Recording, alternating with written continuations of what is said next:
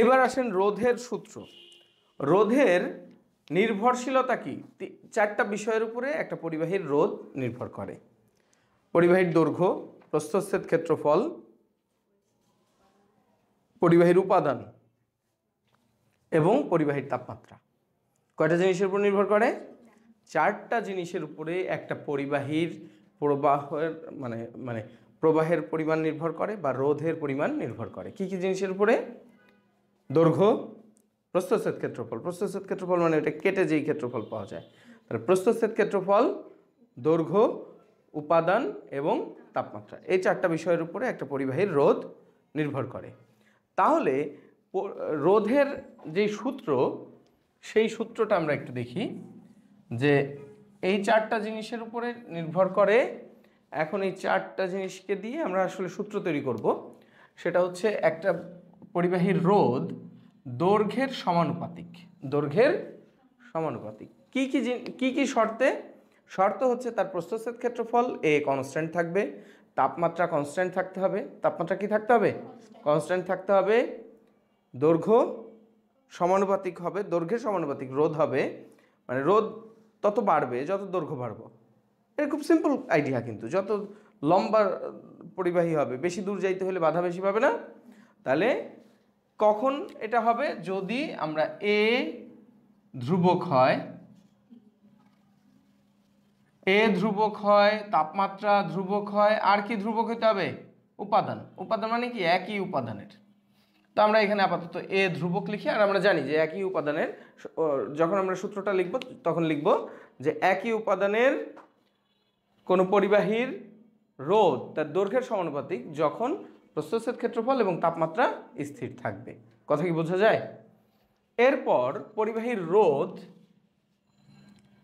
তার প্রস্থচ্ছেদ ক্ষেত্রফলের ব্যস্তানুপাতিক। সহজ কথা, যে একটা প্রস্থচ্ছেদ ক্ষেত্রফল মানে কি দেখেন তো। এই প্রস্থচ্ছেদ ক্ষেত্রফল মানে এই যে এই কলমের এই যে গোল অংশটা, তাই না? এই কলমটার যদি প্রস্থচ্ছেদ চিন্তা করি, তাহলে এই প্রস্থচ্ছেদ বেড়ে যাওয়া মানে কি?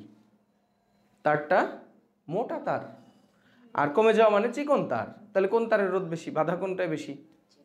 চিকনটায়। তাহলে এরিয়া কমলে রোধ বাড়ে। ব্যস্তানুপাতিক সম্পর্কটা বুঝে গেছে? ক্রস সেকশনাল এরিয়া কমলে রোধ বাড়ে। তাহলে এই ক্ষেত্রে বলবো এল কি হতে হবে? ধ্রুবক। আর আমরা জানি একই উপাদান এবং তাপমাত্রাও কি হতে হবে? ধ্রুবক হতে হবে। কথা কি বোঝা যাচ্ছে? একই উপাদানের স্থির তাপমাত্রায় কোনো পরিবাহীর রোধ তার প্রস্থচ্ছেদ ক্ষেত্রফলের ব্যস্তানুপাতিক। কথা কি বোঝা যায়? এখন বিষয়টাকে যদি আমরা একটু চিত্রায়িত করি, মনে করেন আমার কাছে এই একটা রোধ আছে, মানে এই একটা পরিবাহী আছে, এই পরিবাহী, আর এই হচ্ছে আমাদের আরেকটা পরিবাহী। দুইজনের ক্রস সেকশনাল এরিয়া সেম। কথা কি বোঝা যাচ্ছে? একই পরিমাণ মোটা, কিন্তু দৈর্ঘ্যে কোনটা বড়? ওপরেরটা। তাহলে এটার রোধ কি বেশি। এখন এই ক্ষেত্রে যদি এইরকম আরেকটা হয়, এইটা একটা তার আর এইটা আরেকটা তার, দুইজনের এইবার কি সমান বলেন তো? দৈর্ঘ্য সমান, কিন্তু রোধ কোনটার বেশি? নিচেরটার বেশি, কারণ প্রস্থচ্ছেদ ক্ষেত্রফল কমে গেলে রোধ বেড়ে যায়। বোঝা গেছে? এখন এই দুইটাকে যদি আমি এক জায়গায় করি, তাহলে রোধ সমানুপাতিক কি লেখা যায়? এল বাই এ, যেখানে এ এবং এল উভয়ই পরিবর্তনশীল। এখন এটাকে সমান করতে হলে, ইকুয়েশনটাকে সমান করতে হলে আমরা কি লিখব? আর সমান সমান সাম কনস্ট্যান্ট ইন্টু এল বাই এ। বোঝা যায়? সাম কনস্ট্যান্ট ইন্টু এল বাই এ, এইটাই হচ্ছে আমাদের রোধের সূত্রের গাণিতিক চেহারা। এখানে রোটা কি? সমানুপাতিক ধ্রুবক। এটাকে আপেক্ষিক রোধ বা রোধাঙ্ক বলে। কি বলে? আপেক্ষিক রোধ বা রোধাঙ্ক। বাংলায় কি আসলে, মানে ইংলিশে হচ্ছে রেজিস্টিভিটি। এটা বাংলায় অনেকগুলো নাম আছে। কি বলছে এরা? রোধত্ব, রোধকত্ব, কত কিছু বলবে। এই যে আপেক্ষিক রোধ বা রোধত্ব। ইংলিশে ঝামেলা কম, রেজিস্টিভিটি, স্পেসিফিক রেজিস্ট্যান্স বা রেজিস্টিভিটি। সো আমরা রোধ কি জিনিস বুঝতে পারছি। এবার রো এর সংজ্ঞা আসতে পারে যে আপেক্ষিক রোধ বা রোধত্ব বা রোধাঙ্ক কি। তখন আমরা কি বলবো? Rho equal to R A by L, বোঝা যায়? আর এ বাই এল হচ্ছে না, যদি আমরা সূত্রটাকে আরেকটু রিঅ্যারেঞ্জ করি, সেক্ষেত্রে এ এবং এল এর মান যদি এক হয়, যদি এল 1 মিটার হয় এবং এ 1 মিটার স্কোয়ার হয়, 1 মিটার স্কোয়ার হয়, তাহলে কি দাঁড়াইলো বলেন তো? রো ইকুয়াল টু আর। কোন শর্তে? এল 1 মিটার হবে, তারটার দৈর্ঘ্য, এই দৈর্ঘ্য 1 মিটার হবে এবং এই ক্রস সেকশনাল এরিয়া কতটুকু হবে? 1 মিটার স্কোয়ার হবে। তখন ওই সময় যেই রোধ পাওয়া যাবে তা হচ্ছে ওই পদার্থের আপেক্ষিক রোধ, ওই পদার্থের আপেক্ষিক রোধ। কি লিখবো আমরা এখন? লেখেন যে একক দৈর্ঘ্যের একক প্রস্থচ্ছেদ ক্ষেত্রফলের কোনো পরিবাহীর রোধকে ওই পদার্থের আপেক্ষিক রোধ বলা হয়। মানে ওই যেই পদার্থ দিয়ে ওই পরিবাহীটা তৈরি, বুঝতেছেন, তার আপেক্ষিক রোধ এটা। তার মানে প্রত্যেকটা পদার্থের আপেক্ষিক রোধ কি ভিন্ন ভিন্ন হবে না? লোহার ক্ষেত্রে যে রোধ হবে তামার ক্ষেত্রে তার থেকে কম হবে, গোল্ডের ক্ষেত্রে তার থেকে আরও কম হবে। কথা কি বোঝা যাচ্ছে? এই আপেক্ষিক রোধের সংজ্ঞা তাহলে কি লিখলাম আমরা? একক দৈর্ঘ্যের একক প্রস্থচ্ছেদ ক্ষেত্রফলের কোনো পরিবাহীর রোধকে ওই পরিবাহীর কি বলা হচ্ছে? ওই পরিবাহীর বা ওই পদার্থের আপেক্ষিক রোধ বলা হয়। এখন এটার আরেকটা সংজ্ঞা আছে, মজার একটা সংজ্ঞা দেয়, এটা অনেক বইতে আছে দেখবেন, যে আমরা যদি একটি পদার্থ দিয়ে একটা ঘনক তৈরি করি, কি তৈরি করবো এবার?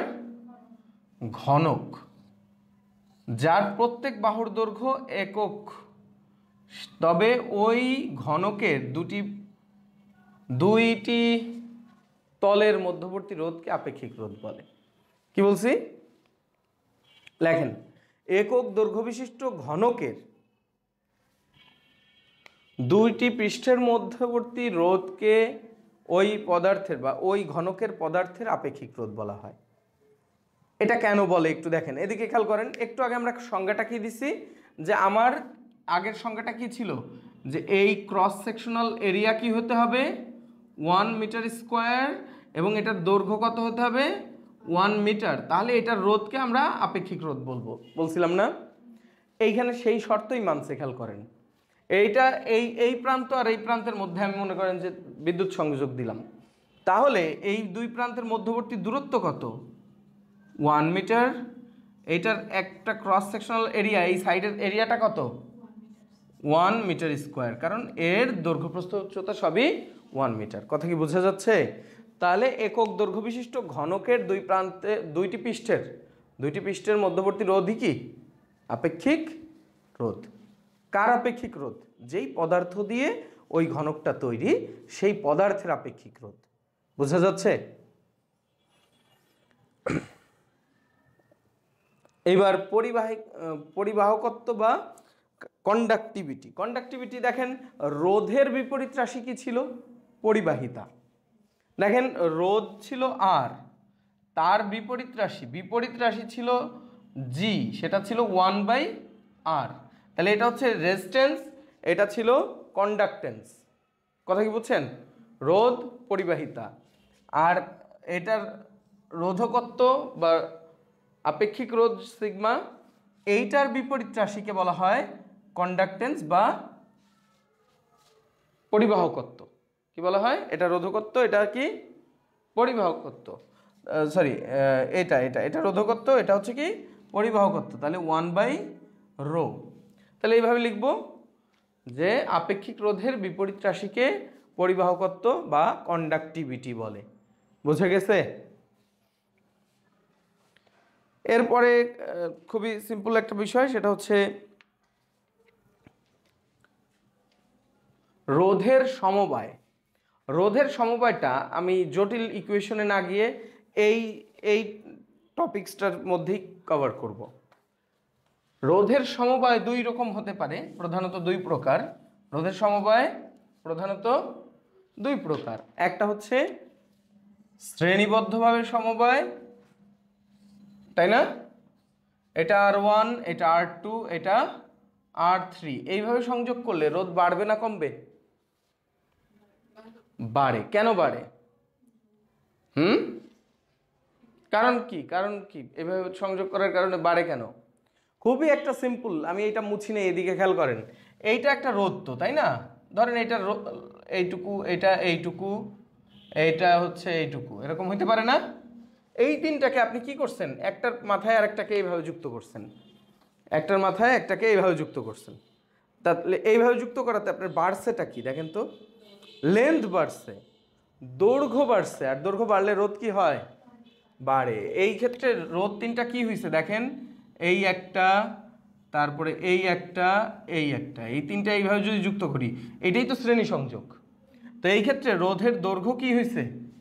বেড়ে গেছে। আর রোধ, এই যে সূত্র বলতেছে রোধ দৈর্ঘ্য বাড়লে বাড়ে, এই জন্য এটা আর সিরিজ ইকুয়াল টু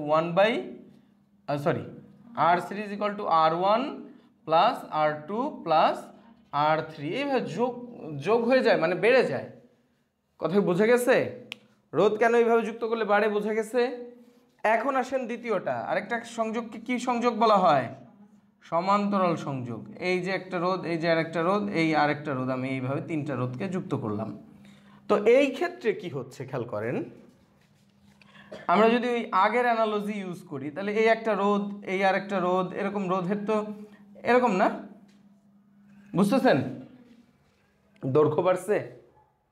কি হয়েছে বলেন তো? আমি এই তিনটাকে এইভাবে, একটা, তার উপরে আরেকটা, তার সাথে আরেকটা, এইভাবে যুক্ত করছি না?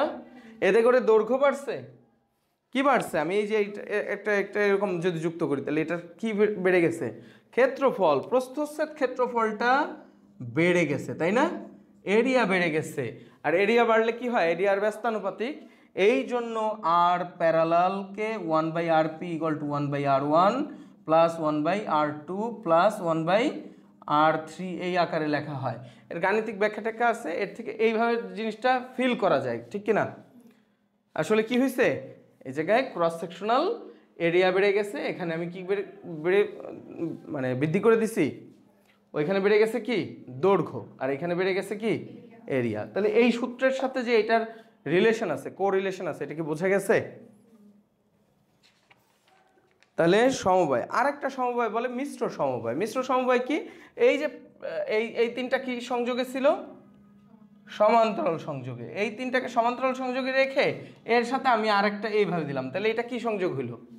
মিশ্র। মানে সমান্তরালের সাথে আবার যদি শ্রেণীতে যুক্ত করি, তাহলে সেইটাকে আমরা বলি মিশ্র। মানে একই সংযোগের মধ্যে দুই প্রকারেরই যদি দেওয়া হয়, তবে সেটাকে মিশ্র সংযোগ বলে। এটা তো আমরা রোধের সমবায় শিখলাম। এখন আমাদের প্র্যাকটিক্যাল লাইফে কিছু কিছু ক্ষেত্রে কোষকেও সমন্বয় করে ব্যবহার করতে হয়। দেখেন, আপনার একটা যদি রিমোটের কথা চিন্তা করি, রিমোটে দুইটা ব্যাটারিকে যুক্ত করা হয়, তাহলে পেন্সিল ব্যাটারি বলি।